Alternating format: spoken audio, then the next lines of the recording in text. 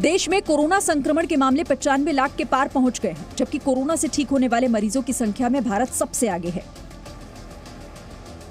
पिछले 24 घंटे में संक्रमण के 35,551 नए मामले सामने आए और कोरोना से 526 लोगों की मौत हो गई।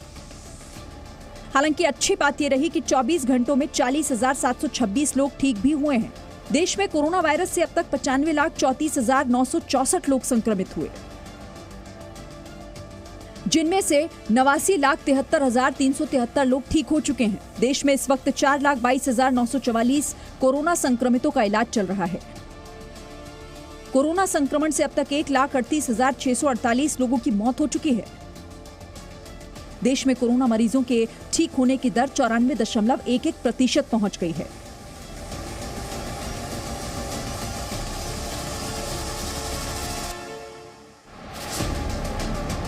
दक्षिण भारत में पिछले हफ्ते ही निवार चक्रवाती तूफान आया और अब बुरेवी तूफान दस्तक देने वाला है।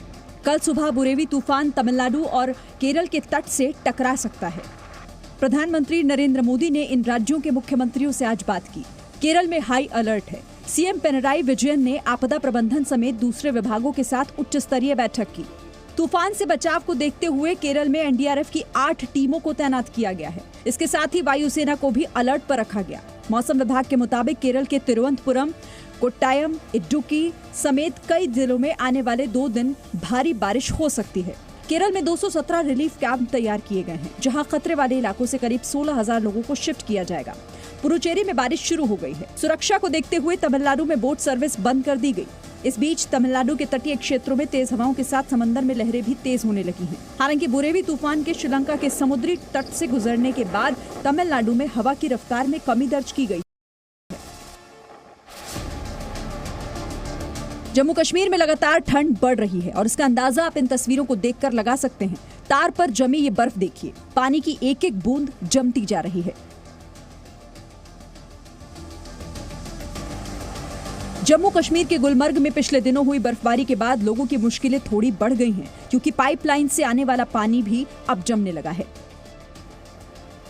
नलों में पानी जम गया है, लिहाजा लोगों को अब पानी नदी से लेकर आना पड़ रहा है।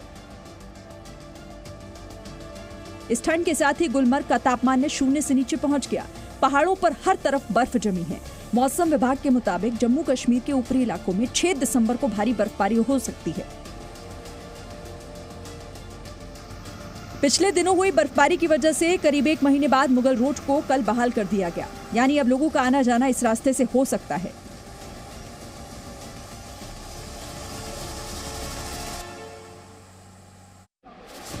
कृषि कानून का विरोध कर रहे किसानों और सरकार के बीच आज चौथे दौर की बातचीत हुई। बैठक में 40 संगठनों के किसान नेता शामिल हुए।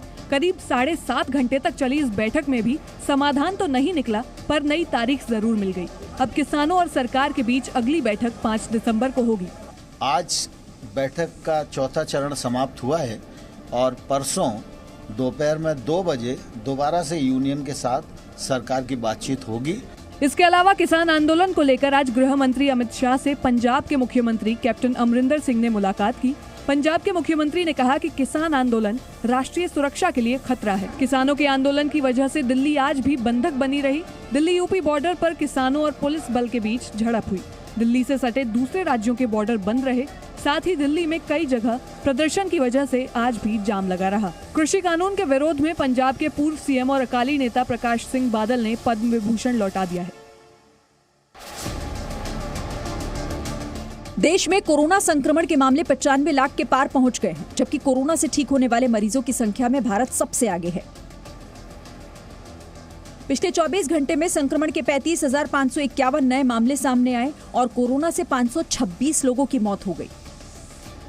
हालांकि अच्छी बात यह रही कि 24 घंटों में 40,726 लोग ठीक भी हुए हैं। देश में कोरोना वायरस से अब तक 95,34,964 लोग संक्रमित हुए, जिनमें से 89,73,373 लोग ठीक हो चुके हैं। देश में इस वक्त 4,22,944 कोरोना संक्रमितों का इलाज चल रहा है। कोरोना संक्रमण से अब तक 1,38,648 लोगों की मौत हो चुकी है। देश में कोरोना मरीजों के ठीक होने की दर 94.11% पहुंच गई है।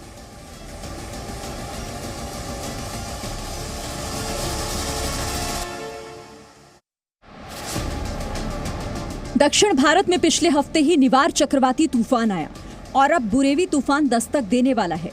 कल सुबह बुरेवी तूफान तमिलनाडु और केरल के तट से टकरा सकता है। प्रधानमंत्री नरेंद्र मोदी ने इन राज्यों के मुख्यमंत्रियों से आज बात की। केरल में हाई अलर्ट है। सीएम पिनराई विजयन ने आपदा प्रबंधन समेत दूसरे विभागों के साथ उच्च स्तरीय बैठक की। तूफान से बचाव को देखते हुए केरल में एनडीआरएफ की 8 टीमों को तैनात किया गया है। इसके साथ ही वायुसेना को भी अलर्ट पर रखा गया। मौसम विभाग के मुताबिक केरल के तिरुवनंतपुरम, कोट्टायम, इडुक्की समेत कई जिलों में आने वाले 2 दिन भारी बारिश हो सकती है। केरल में 217 रिलीफ कैंप तैयार किए गए हैं, जहां खतरे वाले इलाकों से करीब 16,000 लोगों को शिफ्ट किया जाएगा। पुडुचेरी में बारिश शुरू हो गई है। सुरक्षा को देखते हुए तमिलनाडु में बोट सर्विस बंद कर दी गई।